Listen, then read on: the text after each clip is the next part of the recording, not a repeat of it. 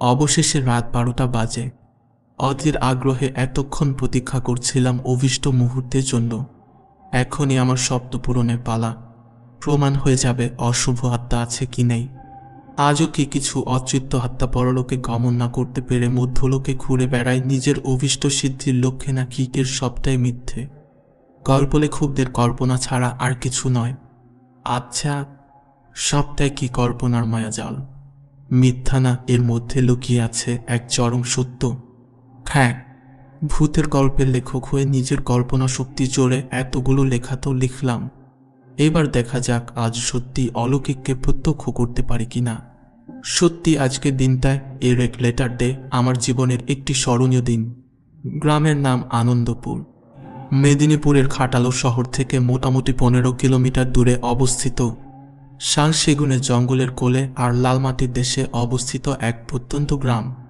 বেশিরভাগই আদিবাসীদের বাস, তবে চৌধুরীরা বেশ বড় লোক। গল্পলেখক হবার সূত্রে এই গ্রামের জমিদার উদয়নারায়ণ চৌধুরীর সাথে আমার বেশ আলাপ রয়েছে। উদয়বাবু আবার ভূতের গল্প পড়তে খুবই ভালোবাসেন। সে সূত্রে তিনি শুভাশিসকে চিনবেন না। তা কি হতে পারে? হ্যাঁ, আমি শুভাশিস আচার্য, বাংলা ভৌতিক সাহিত্যে একজন নক্ষত্র। বাংলার গ্রামে শহরে কত ফ্যান আছে আমার, কত লোক আমায় স্রেফ দেখার জন্য পাগল। পুজোর সময় তো বিভিন্ন পত্রিকাগুলি তাদের শারদীয়ার সংখ্যায় লেখা পাঠাবার জন্য পাগল করে দেয়। যাই হোক, আবার গল্পে ফিরে আসি। গ্রামের যে প্রান্তে এসে উঠেছি সেই জায়গাটার নাম উঁচু মাঠ। শুনেছি লর্ড কর্নওয়ালিসের চিরস্থায়ী বন্দোবস্তের সময় এখানে বহু নিরীহ কৃষক যখন কুখ্যাত সূর্যাস্ত আইন অনুসারে নির্দিষ্ট সময়ে কোম্পানির কাছে খাজনা দিতে অপারগ হতো, তখন তাদের জোর করে জমিদারের লেথেলরা জীবন্ত অবস্থাতেই এই জমিতে পুঁতে ফেলত। শোনা যায় তারা নাকি পিশাচে পরিণত হয়ে আজও জিঘাংসা পূরণের জন্য ঘুরে বেড়ায় রাতের অন্ধকারে বুলদ, অমাবস্যা আর ভূত চতুর্দশী। এছাড়া কাছাকাছি আছে পাহাড়, সেখানে নাকি রাতের বেলা ঘুরে বেড়ায় আলেয়া। উদয়বাবুর কাছে শুনেছি কাছাকাছি জঙ্গলে নেকড়ে মানবের বসতি ও তাদের উপদ্রব।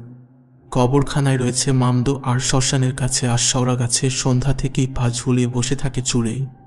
আজও অন্ধকার নেমে এলে রক্ত টকবক করে ফুটছে এরকম নবীন যুবকের সন্ধান করে বেড়ায় শাকচুনি বা শঙ্খিনী। আহা, এরকম একটা জায়গারই তো খোঁজ করছিলাম। উদয়বাবুকে অসংখ্য ধন্যবাদ। এখানে এত ভূত, এ যেন সোনায় সোহাগা। এত হন্টেড প্লেস যাদের নাম শুনলেই রক্ত জল হয়ে যায়। ঘুরে বেড়ালাম কিন্তু কিছুই পেলাম না। মুম্বাইয়ের মুকেশ মেস থেকে রাজস্থানের ভানগড়, এক সে বড় করে এক, আর এ যেন পরম বৈষ্ণবের জন্য হাতে কাছেই বৃন্দাবন। যাই হোক, এখানে এসে অভীষ্ট সিদ্ধ হয় কিনা সেটাই দেখার। হ্যাঁ, এবার একটু বলি, আমি এখানে এসেছি একটা এক্সপেরিমেন্ট করতে। ভূত আছে কি ভূত নেই, আর তার জন্য খুঁজতে বেরিয়েছি মধ্যরাত্রের অতিথি ব্লাডি ম্যারিকে। Bloody Mary? হ্যাঁ, ঠিকই ধরেছেন। ব্রিটেন ও পশ্চিমী দুনিয়ার এক অভিশপ্ত প্রেতিনী, যাকে নিয়ে কত গল্প, কত উপকথা। এই ব্লাডি ম্যারিকে যার প্রেতাত্মা বলে অভিহিত করা হয়, সেই ইংল্যান্ডের রানী ম্যারি ছিলেন ইতিহাসের পাতার এক ঘৃণ্য চরিত্র। কত পুরুষের সাথে অবৈধ সম্পর্কে লিপ্ত হয়ে যৌবনের স্বাদ মিটে গেলে নিজের নামে রটনা না রটার জন্য প্রেমাস্পদদের গুপ্ত হত্যা করেছেন। কতবার নিজের গর্ভপাত করেছেন তার ইয়ত্তা নেই। কৃষ্ণাঙ্গদের ওপর তার অত্যাচার ছিল অবর্ণনীয়। কত যে বাইবেল গর্হিত কাজ করেছেন, তার ইয়ত্তা নেই। এত সব পাপ এর বোঝার জন্য মুক্তি পায়নি তার আত্মার, তাই তার আত্মা অভিশপ্ত হয়ে ঘুরে বেড়াচ্ছে পৃথিবীর বুকে। সর্বোচ্চ সেই আত্মার অবাধ বিচরণ। এই গল্প শুনেছিলাম 7 বছর আগে তোরসাদির কাছে, আর তখন থেকেই ইচ্ছা ব্লাডি ম্যারিকে প্রত্যক্ষ করব। আজ রাতেই হয়তো উঁচু মাঠের বুকে পূরণ হতে চলেছে আমার স্বপ্ন। আজ শনিবার, তাই আবার অমাবস্যা, প্রেতাত্মাদের মহোৎসব করার দিন। বাইরে নিকোষ কালো অন্ধকার, ঘরের আলো নিভিয়ে দিয়েছি। একটা মোমবাতি জেলে দাঁড়ালাম আয়নাটার সামনে। এসেও তাকে ধূলিধূসরিত দেখেছিলাম, আজই পরিষ্কার করেছি। একবার ব্লাডি ম্যারি বলে ডাকলাম, দূরে কোথাও একটা শিয়াল ডেকে উঠল। একবার শিয়াল একসাথে ডেকে জাম বা প্রহরের সূচনা ঘোষণা করে, তাই শিয়ালকে বলা হয় জামঘোষক। কিন্তু একটা শিয়ালকে একভাবে ডাকতে তো শুনিনি, আর ডাকটাও কেমন যেন অদ্ভুত, যেন হাড়ের মধ্যে মুখ রেখে ডাকছে। ভেসে এলো অজানা রাতজাগা পাখির ডাক। সত্যি অপার্থিব কিছু হচ্ছে কিনা জানি না, নাকি পরিবেশের জন্য আমি দেখলাম আমার মতো দামা ছেলে যে ছোটবেলায় বন্ধুদের সাথে চ্যালেঞ্জ নিয়ে অমাবস্যার রাতে শ্মশানে আর গোরস্থানে একলা কাটিয়েছি, এই উঁচু মাঠের মতো জায়গায় তারও ভয় করছে। এই হেমন্তেও কপালে বিন্দু বিন্দু ঘাম জমেছে। না, নিজের অনুভূতিকে বেশি পাত্তা না দিয়ে আবার ডাকলাম ব্লাডি মেরি বলে। এবার যেন কাছে শুনতে পেলাম ক্ষুধার্ত নেকড়ের হাড়হিম করা গর্জন। না, কানের ভুল একেবারেই নয়, আর আমি সস্তা নেশাও করিনি। সত্যি যেন শুনতে পেলাম। কাছাকাছি এক পাল নেকড়ে হাড়হিম করার স্বরে হুহুঙ্কার করছে। তাহলে কি উদয়বাবুর কথাই সত্যি? এবার আমি সত্যিই ভয় পেলাম। আর এরপর যা শুরু হলো তা কল্পনাতে বললেও কম হবে।